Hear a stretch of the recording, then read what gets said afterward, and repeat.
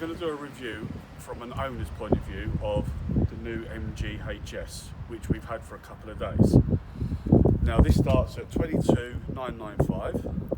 We've paid the extra for the black paint, some mats, locking nuts, and also we paid for the Auto Gleam Life Shine, which protects your paintwork and the leather interior. So let's start from the front. Got your big grille. Apparently this is the biggest MG badge that they've put on one of their new cars. Down the bottom here, this is like your front satellite for pedestrian, collision, also your front aids, which we can go through once we're inside the cabin. Now, as we come around the side, you've got your diamond cut 18 alloys. You've got a nice chrome strip down the bottom, strips on the handle, and you can actually lock the car. Just have your key in your pocket, in your hand. You don't even need it. Lock the car, and you can open the car. If we go back to the front, I will show you the sequential headlights, which we can do by just locking the car. You can see it blinks. Then carry on down the side.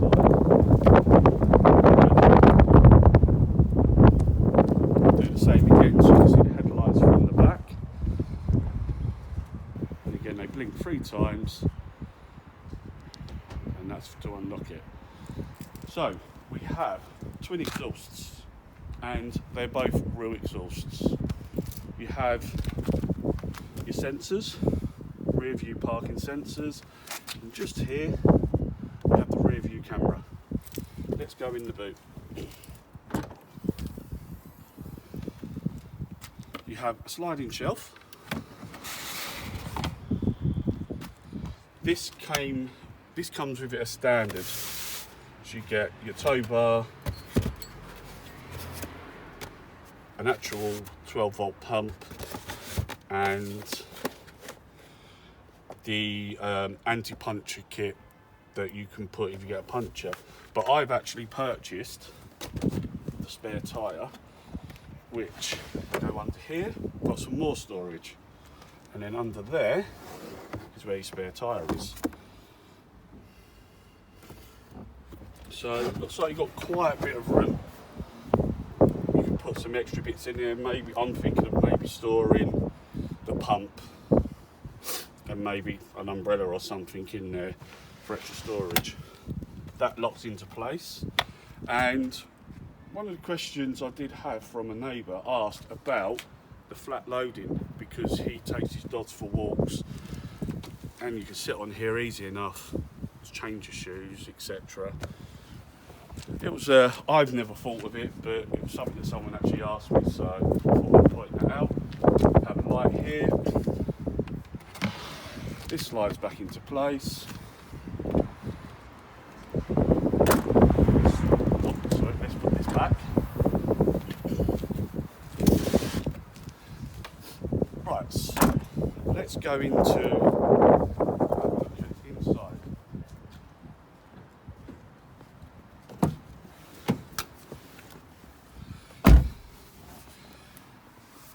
So I'll take control of the camera. So we have the start button there. You have to put your foot on the clutch to start. So let's do that. And as you can see, we get a little diagnostics of the car. My passenger door's open, so let's just shut that up. Also, you have a 10-inch screen. Let's just turn that down a little bit more. The stereo on this is pretty impressive. You have 6 speakers. We have 2 down the front, we have 2 on the side, and there's 2 in the back. So let's go through some of these controls. So we have piano keys, your volume button, up and down, home button, car button, which I'll go through the settings of the front collision, lane assist and rear. We have the ambient lighting inside, which I can show you. Temperature, and you can change everything on there. We have heated seats, and you can change either side. Rear heated window, and then the front window boost to demist the front window. Okay, so let's go back to the car controls. So we have the speed assist system. I've turned this off. Basically, if you're going down a road that's only 20 miles an hour, it won't allow you to accelerate past that. It did come set as off, but as an owner, I wanted to try all the settings and turned it back off to how the car came when I picked it up. Lane assist. Now this works. We're central London, so a lot of the lanes and lines in London are not great. But once we got onto a dual carriageway motorway, this worked really well. If you veer over, the car will automatically bring you back in lane and beeps at you. When I did actually do the test drive, the salesperson did say slightly take your hand off the steering wheel and you will see the car pull you back into the lane, which it did, which was quite impressive. Now you can have it as just alert, departure assist, or lane keeping. It came as lane keeping. The sensitivity, I kept it as high. It seems to work pretty well. There's a little button here on the side, the blue button.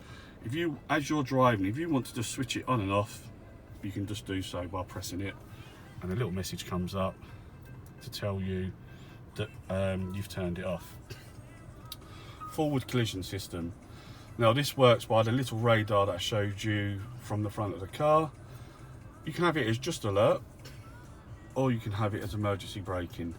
So if, for instance, a passenger running in front of you, the car will brake for you. Alert sensitivity, again, depending on how you want it set. I've kept it how it came, just to see how this works. Luckily, I've not had to use it yet. And obviously the pedestrian auto emergency braking on. Next one, you have your rear assist, so it tells you from behind. Your blind spot, you go here, see this little white symbol, there's a little orange light next to it.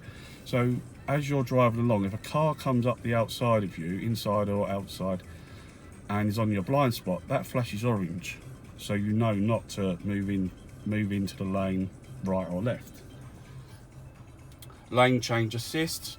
This apparently will tell you if you're in traffic jam, will tell you what's the best lane to be in. If one lane's moving quicker than the other, it will advise you where to go. So let's go back to the comfort. Now this is the ambient lighting. So I've got it on, follow me home, find my car. Now find my car is when you press the control on your car, you have your lights flash. You can have it lights and horn, that's how it came. So when you unlock the car, the horn goes off as well. That's why I've turned it off. Ambient lighting. Now you can change the colour to any colour you want. Now to get this to work, so it works with your lights. So we have here your auto lights. You keep that on auto, so your lights will switch on and off depending on the daylight, nighttime. Keep it on auto and individual. If you have it on driving mode, it seems to stay off. Put it on individual and auto, it works with your lights. This is your colour and this is how bright you want it. So if I manually put my lights on, you might just, yeah, you can just about see the blue ambient light in there, and that goes all the way around along there along the door cards, front and back. Other controls. We have cruise control, pretty simple. Pull it towards you. When you get to the speed you want, press set.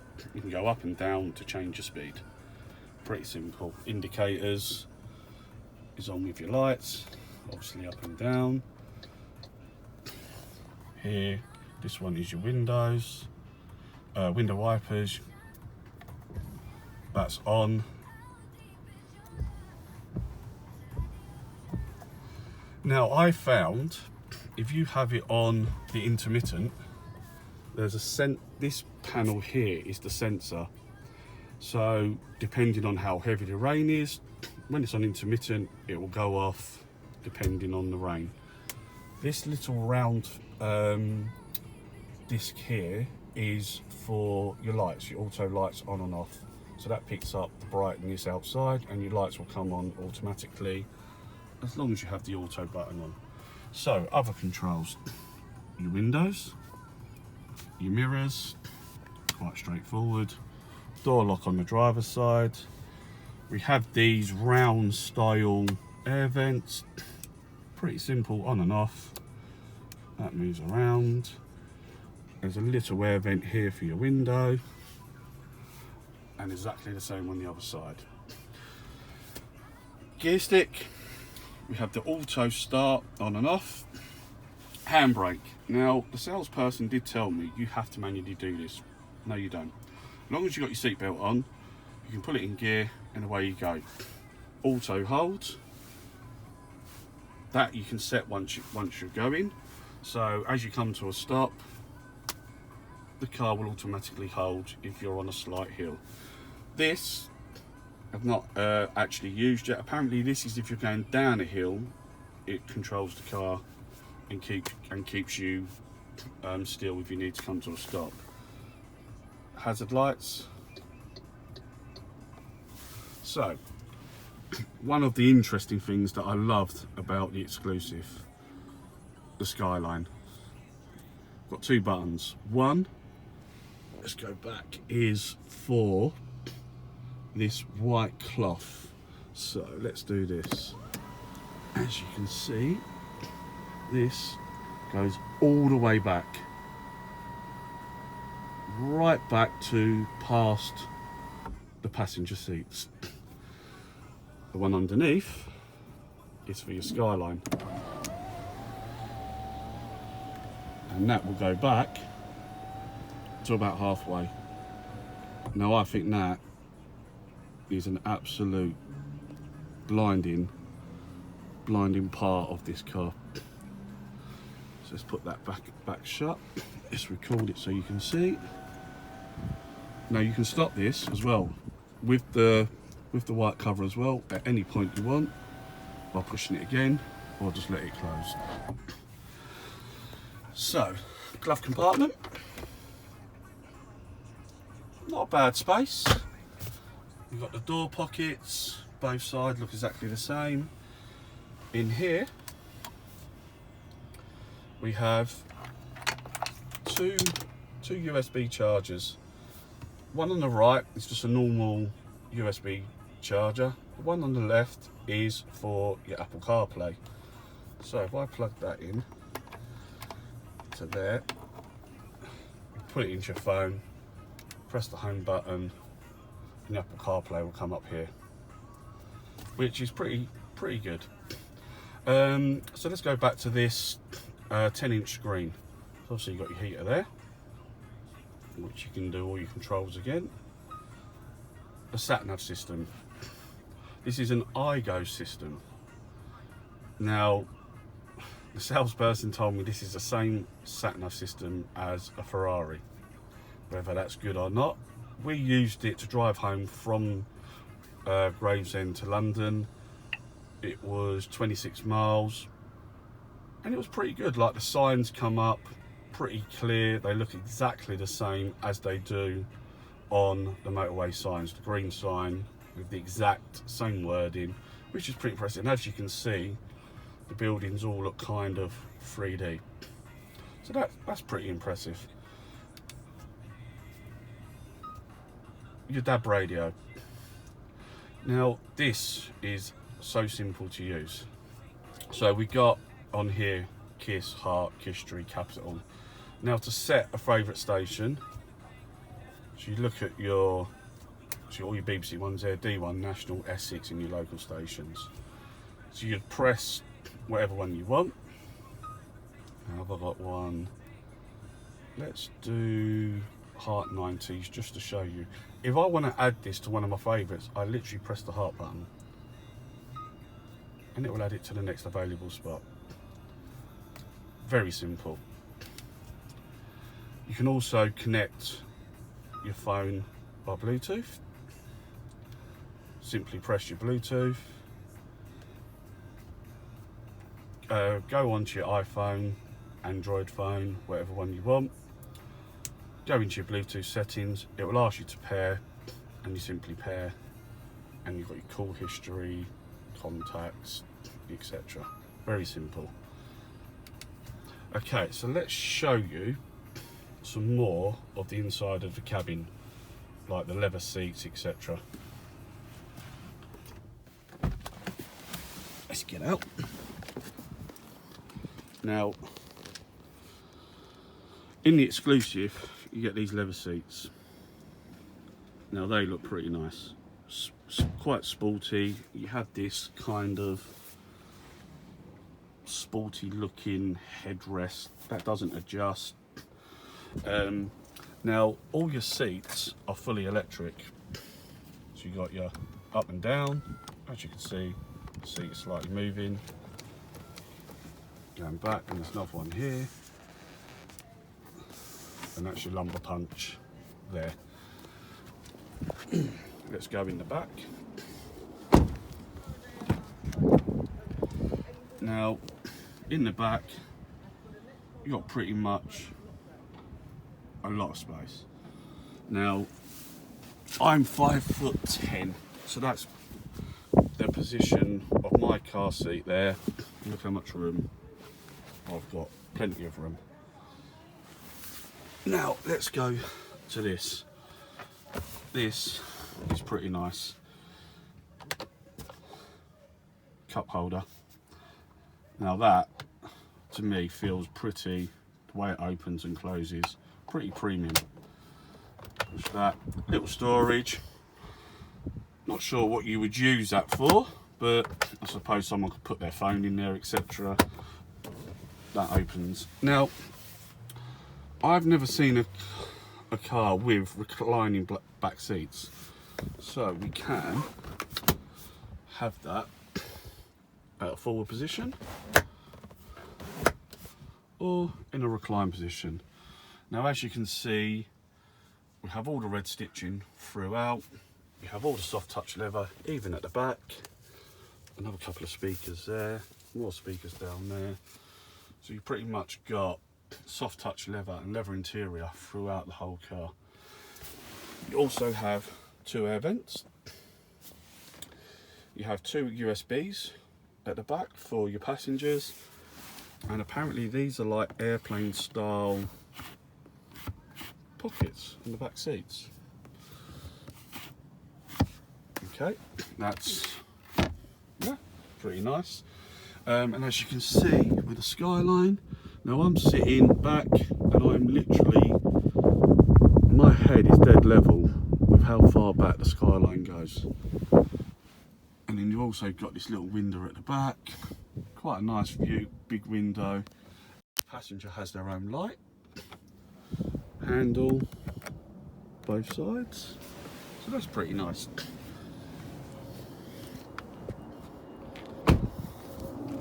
Let's go back in the front. Now, so apart from everything I've gone through, oh, one other thing, I've only literally just noticed this. We've got a little pocket here. This is obviously headlights, the position of it, going by other cars. This is how high your lights are, up and down.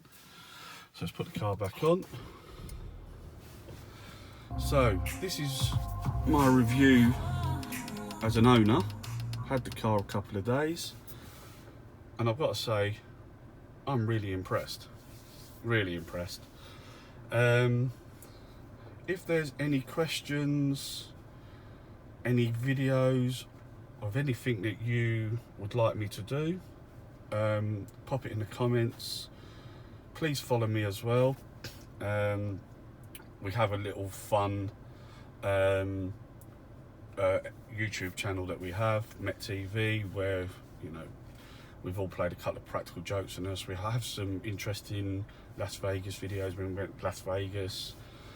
So please follow us on the link below, and hopefully look forward to any questions you have on MGHS.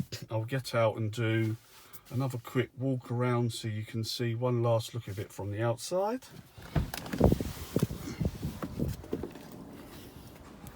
So again, we'll go from the back. We'll do a complete sweep all the way around.